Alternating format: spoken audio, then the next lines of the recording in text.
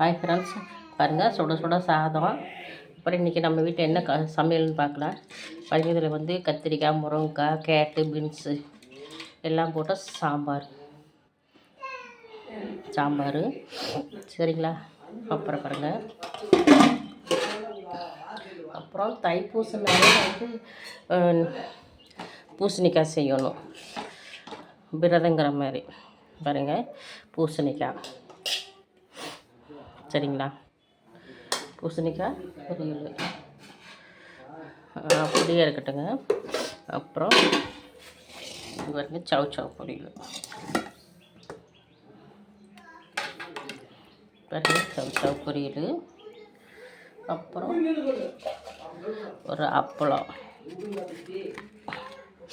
அப்புறம் பார்த்திங்கன்னா ரசம்,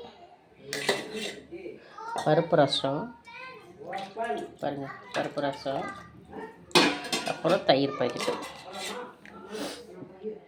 பாருங்க ஃப்ரெண்ட்ஸ், நம்ம வீட்டில் இன்றைக்கி லன்ச்சு தைப்பூச நாளில் சாம்பார், கதம்ப சாம்பார், பூசணிக்காய் பொரியல், சவ் பொரியல், அப்பளம், ரசம்,